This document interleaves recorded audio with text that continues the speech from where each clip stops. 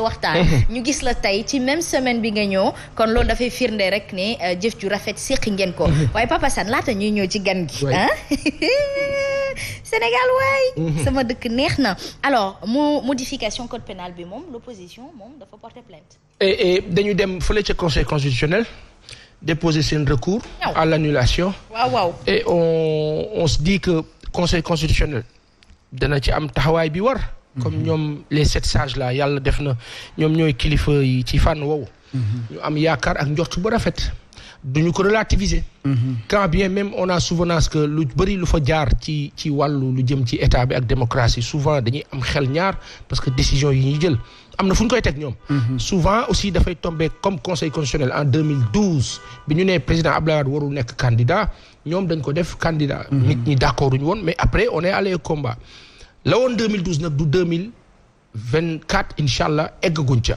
mais ci li concerné loi bi am na njort bu rafet ne quand même au vu de tout ce qui s'est dit et ce qui s'est passé conseil constitutionnel dina ci am taxawaay bi war maintenant taxawaay bi war ñoom mën nañ ñëw ne way loi bi baax na ils donneront leurs explicatifs ou pas ils auront leurs raisons mais leurs raisons ne sauraient être les raisons qui et cetera donc dañuy jàpp rek ne dinañ ci am taxawaay bi war quand bien même que nous.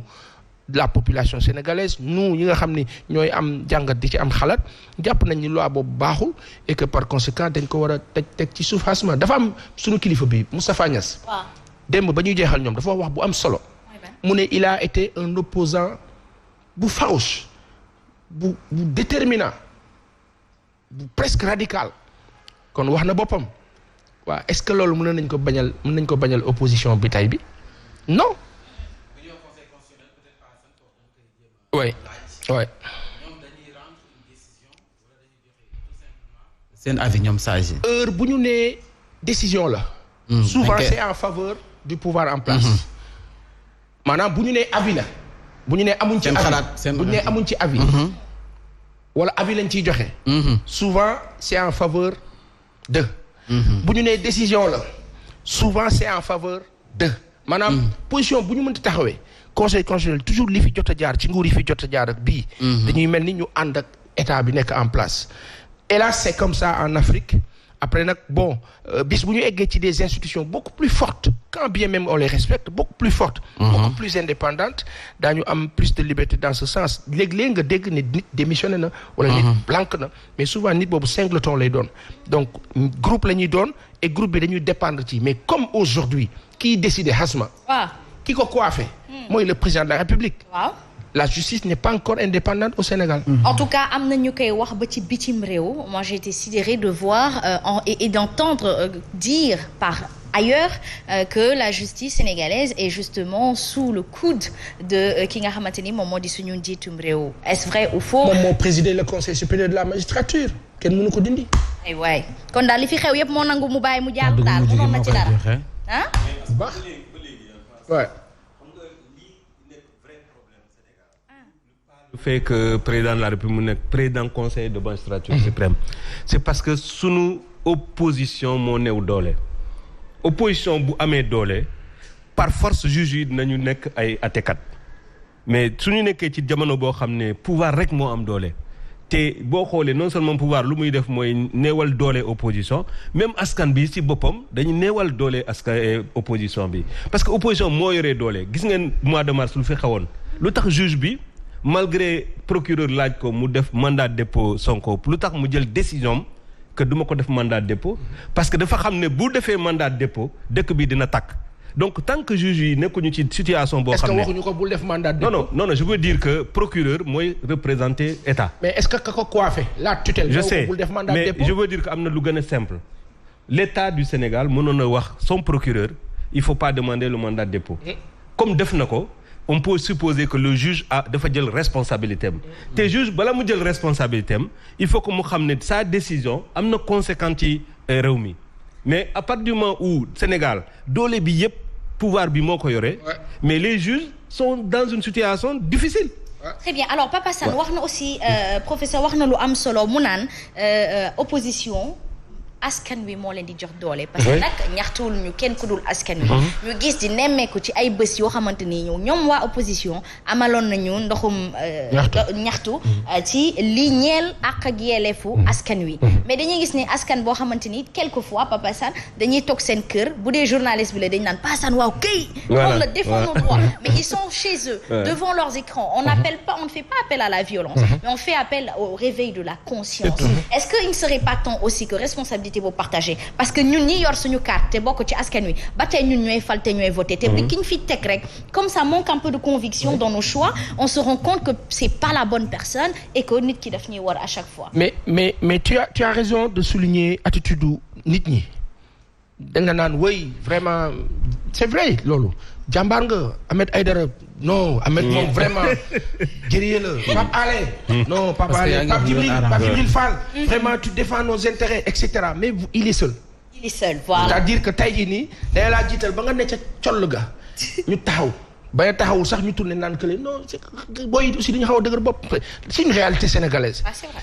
nañ ñu baal mais c'est un peu de l'hypocrisie ci benn sens boo xam ni ça dérange ça parfois da ngay irrité wu léeg-léeg nga toog ak nit bàyyi àll sax benn moment xaw na ko fi dal mu ne bon comme léegi nag nii la na ko ne gérer boppam dal na ko fi ci benn moment parce que da ngay ne ci benn principe bëgg ñëpp nekk ci principe bi mais ñëpp duñu la fekk ci principe bi wala ñëpp dañ ciy nekk mais peut-être duñu am courage bi ngay am wala peut-être et cetera mais il faut pas se tromper lépp loo gis ci àdduna masse bu ne ci àdduna yàlla dafay jël ñenn ñi nga xam ne daf leen di jox mission ne leen yéen seen rôle mooy ngeen taxawee nii masse bi am na foo xam ne bu ñu fa tollee masse boobu ngay am impression que duñ la fekk si bu seen waxtu jotee ñoom dañuy ñëw. seen waxtu peut-être moo dul jot en certain ci benn sens. mais dans l'ensemble ñëpp bokk xeex parce que ku si nekk jaaykatu caaf bi toog fa mu toog naam jëlul initiative xeex bi mais am na fu muy toll dina ko métti parce que foofu la dooleem toll. Asma mu ngi toog ci télé bi di wax parce que am na opportunité toog ci télé bi di wax. am na ku toogul ci télé bi di wax amaana la muy xeexoo ko. amaana a ngi toog ci télé bi di wax man demuma ci mbedd mi sànni xeer mais am na koo xam ni sànni xeer boobu muy def mu ngi koy def ci moment bu décisif boo xam ne amaana man bu ma fa nekkoon du ma ko def. c'est des rôles yoo xam ne après complémentaires qui permettent que ñu àgg fenn fi mais une chose est certaine Asma professeur le système présidentialiste bi am Sénégal. nga xam ni président de la République dafa gàddu maître des arts et des lettres maanaam gàddu lépp tee ko mais moo tax dafay métti. ma bu ñu fàtte aussi ne parfois askan wi dañ leen yàgg trahir. exact ay politiciens entre guillemets waxuma politique bi nga xam ne war nañ ko mën a appliquer ngir soxali sa gox mais politiciens yi nga xam ne lañ fi nemmeeku jëm seen doxalin dañoo yàgg trahir askan wi ba nga xam ne bu ñu leen oowatee jaratuñu génne. parce que bu ñu lay xeexloo ci mbedd mi ñeen soom seen i doom xeexuñu ñu ngi seen i kër. bu ñu def marche ñoom amaana doo leen fa gis. exact ñaxtu kii bi ngay mujjee bu fi mujjee woon a am temps yii da nga fi gis soi-disant opposants yi fi nekk da nga fi gis kenn léegi ñan ñooy opposé wu mouvement citoyen yi. société civile bi. politiciens yi dañoo laaxatu salaamaaleykum maaleykum salaam nga dem waxtaani di ñu xëcc la boole la ci mburox soow mi. par exemple Bougane est-ce que ñooñu dinañ la jaralati tey opposition bu taxawee opposition salon boobu def point de presse woote génn leen ci mbedd mi xeex est-ce que dina la jaral génne. man dama ko jaral. très bien lii mat naa leeral càmbar ndax danga may dégg ñu bëri ñoo xamante ni dañu doon toog di ñaxtu comme ni nga koy waxee. tous ces rôles sont complémentaires. ki toog ci biir këram sax xëy na appama jotagul rek. wala bu fekkee ni yow mi nekk activiste génn nga ci biti parce que am na ñu doon naqarlu naan waaw Guy Marius ñu ko traîner ak yooyu université xale bu góor bi nga xamante ni dañ ko dóor ci tànk ba nga xamante ni dafa dagg. Est-ce que le peuple n'est pas sorti? Le peuple ne peut pas sortir à tout temps et à tout instant. Justement, c'est ce qui fait sa grandeur. bu ñu ñaan peuple bi di génn de.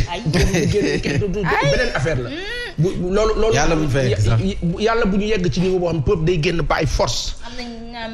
maa mën yi ñoo leen téye de. non am na ñu koy wax c'est vrai mais Asma lu tax teewuñu leen au mois de mars. am na. y a une réalité sénégalaise sociologique qui est là boo xam ne am na. mais Asma yàlla dafa am chronogramme. yàlla dafa appal. dëgg la maa mën yàlla da koy nangul. waaw am moment boo xam ne yàlla day lànk. dëgg la donc tey li am solo mooy ku si nekk sa rôle. def ka bul jàpp ni.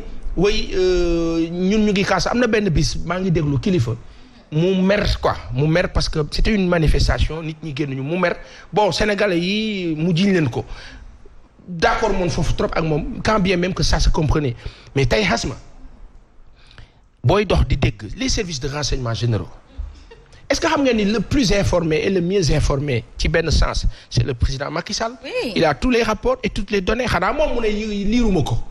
comme ni ñu waxoon ci jamono liiruñu rapport bi. mais tey fii Sénégal toll la fi xew lépp xasma amaana ki nga xam ni moo ñuy jox taasu dinjeer fii ci suuf wala mooy nettoyer fii wala man mii wala keneen ay agent secret lañu. waaw doo ko xam doo ko xalaat. ak ñoo ñeme ñu ngi suñu biir. donc tout ce qui se passe ils le savent. li ñuy wax xam nañ ko.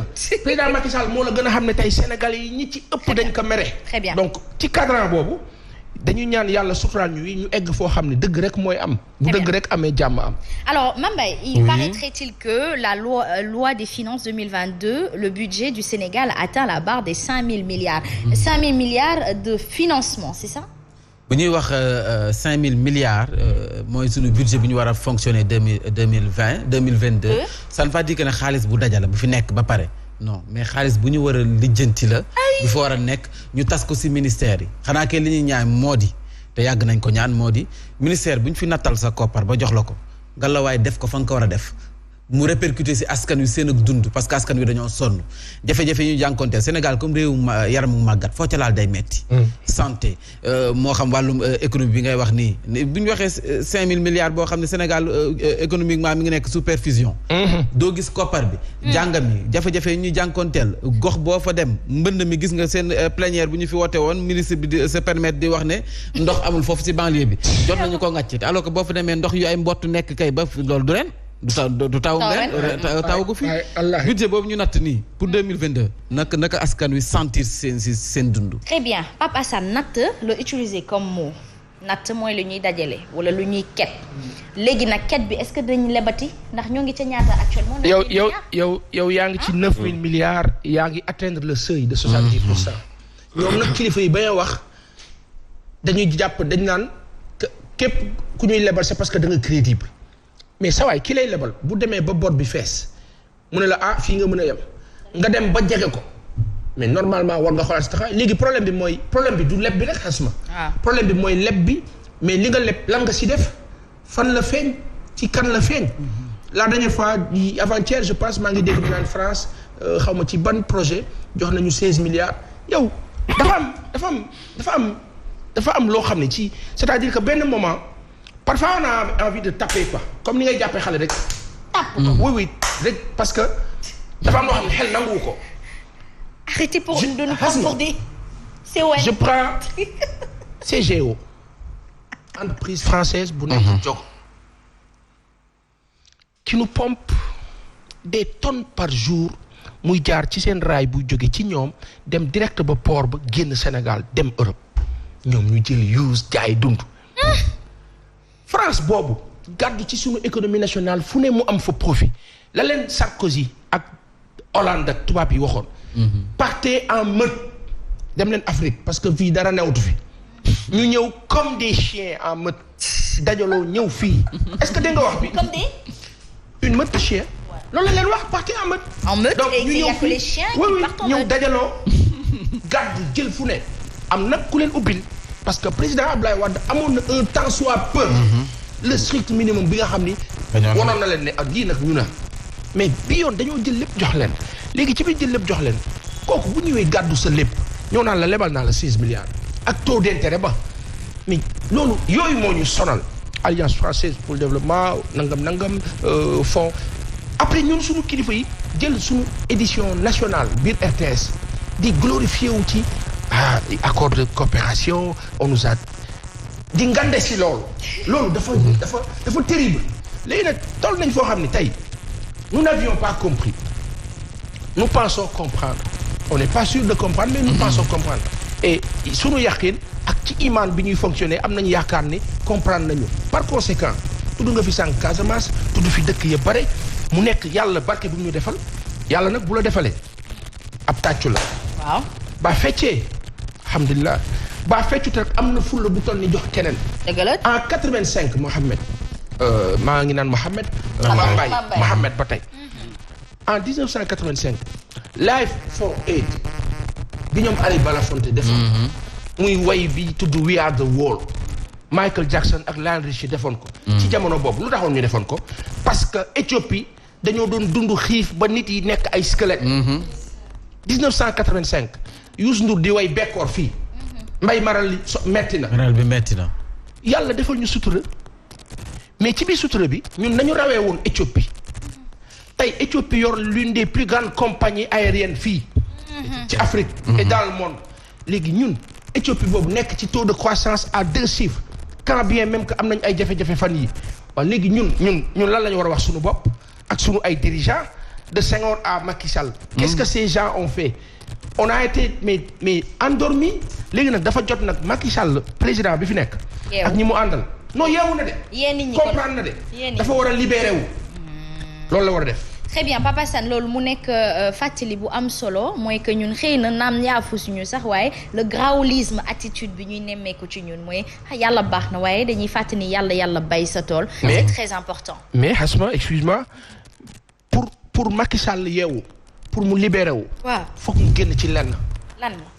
mooy par exemple président Macky Sall dem na kër Khalifa Ababacar Sall jaale ji la rafet la Khalifa Ababacar Sall ba ko neexoon utëj ay buntam recevoir na ko la rafet la il faut pas maintenant après ci attitude politicienne ñuy taxaw naan mburoog soow boo ci yokkee Gloria nitu APR ñenn ñi suñu mbokk yi suñu am di jàmm yi comme yow mi ma doon waxal démb jàpp ni Gloria parce que loolu xamalal la c'est ce qu'on appelle la création de suspicion. Oui, c'est vrai. Bien définie pour jaxase. opposition bi nag ñoo war a muus bàyyi leen yéen waa Pastef yéen xalifiste yi yéen ñi ànd ak Bougane yéen ñi ànd ak keneen Thierno Alassane Sall bàyyi leen di xuloo seen biir votre objectif du xuloo seen biir. votre objectif c'est de vous souder. aujourd'hui ki yàlla nam ma def suba mu remplacer Macky Sall yàlla pare na. donc li ngeen mën a def. mooy àndandoo mu dëggu nii Benno Bokk Yaakaar ànde woon en 2010 2011 2012 am leen fulla bu ni mel ngeen àndandoo ci sens boobu mais vous ne pouvez pas vous tirer comme des je ne sais quoi di sànnante xeer ci toile bi ak feneen ba pare bëgg noo xeex boobaa population bi am nañ fulla bu toll ni yéen ñëpp la yaa jël teg na leen xool nag keneen ka nga xam ne day nekk benn larron bu jógee fu kenn xamul mu ñëw jël seen place attention am nañ fulla gi de li ngay wax dafa nekk lu am solo te am na sax nag taarix président Macky Sall lan moo ko faloon opposants yi ñu gisoon au devant ana ñu tey du président mii nga xamante ni dafa beroon nekk lointain moom la ñuy ñëw sénégalais yi fal def ko président il faut à un moment donné qu'on arrête de se crêper le chignon parce que ça c'est l'objectif de votre opposant. Voilà.